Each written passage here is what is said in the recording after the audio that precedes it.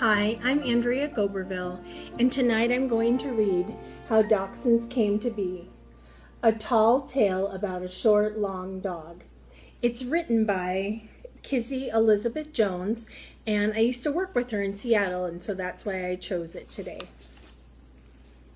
Once upon a time, long, long ago, a little girl lived by a magical sea. She loved the sea and the soft sand and walked the beach every day.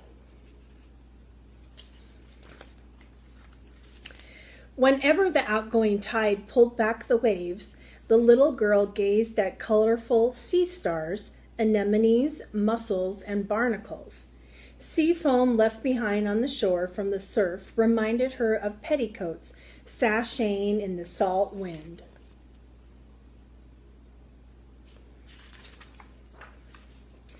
She combed the beach for friends, treasures left by the sea. She discovered shells, sand dollars, and purple hermit crabs strewn on the beach like discarded toys. The little girl knelt and whispered to each, "How special you are. I wish you could come home with me."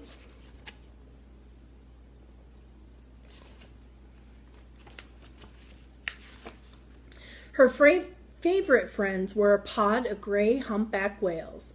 The whales visited the Pacific Northwest twice each year.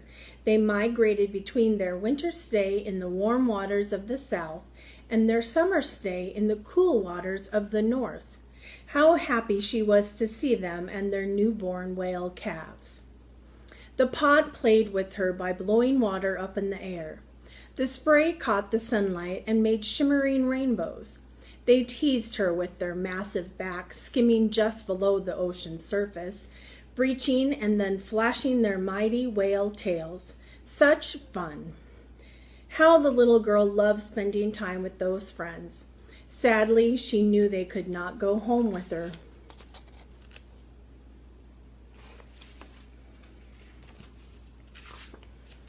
One evening, as the whales planned their migration north, they noticed the little girl was crying. They said, "You look sad. What's wrong?" "Oh, dearest whales, you are my favorite friends. Yet when you go out to the sea, I go home alone. I long for friends who can stay. I don't think you can help me out, but thank you for caring." And she blew them a kiss goodnight.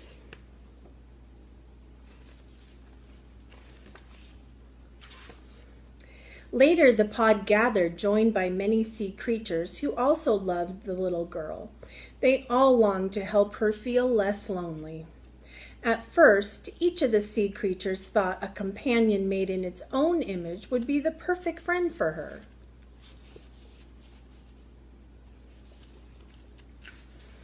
The whales, the smartest of them all, reasoned, "We want the new companion to be a warm-blooded mammal like us, so it can breathe fresh air, just like the little girl."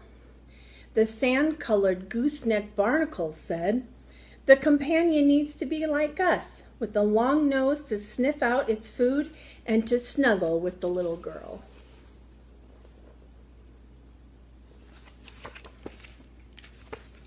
The gray seals said, "No, we want the new companion to be like us.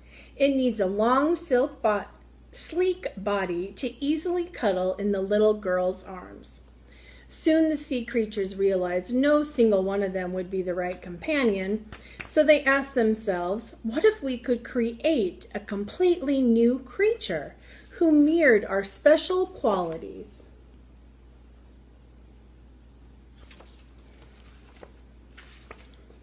The moon-shaped anemones asked, "Could the new companion have soft wavy hairs for whiskers and eyelashes like us?" "Why not give its ears shaped like us?" mused the mussels. They knew their shape would be pretty and practical and offer protection from the sand and wind. The seagrass that moved so freely to and fro in the water suggested the companion have a tail. It could wag back and forth to show how happy it was to be with the little girl.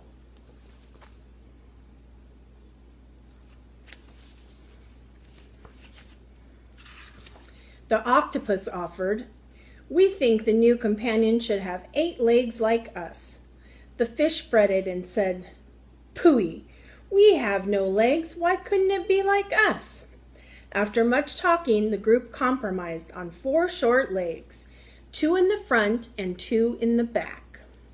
Because the companion will have to walk on legs, uttered the oysters, it will need something like us to cushion its steps, padded and like our own inner bodies, protected by toenails like our super thick shells.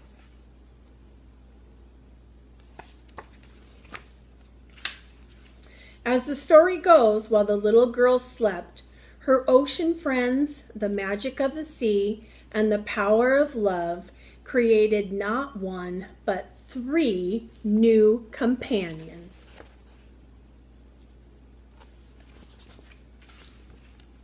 When morning dawned, they rushed out of the sea in green harnesses braided from sea cabbage. One was black as the shadows in the depths of the sea. Another was the brown-red shade of the starfish. The third was the golden color of an agate stone. Each so special, so beautiful. At once they wagged their tails and ran to the little girl, who scooped them up in her arms. Long wet noses nuzzled into her neck. She sat down on the sand as her new friends frolicked in her lap. The little girl giggled with glee.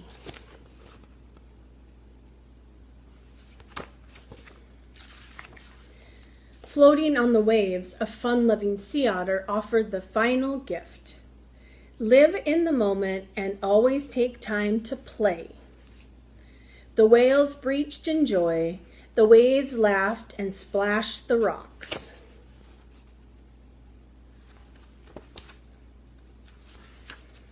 Now, as she walked the beach, her 3 new friends ran beside her. She loved to watch their ears flap and fly in the wind. Their nose sniffed out every scent in the fresh air and on the sandy beach.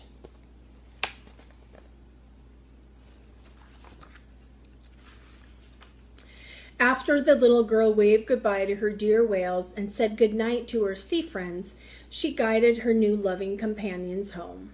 As she hugged each one, she said, "I am so happy. This is what I always wanted.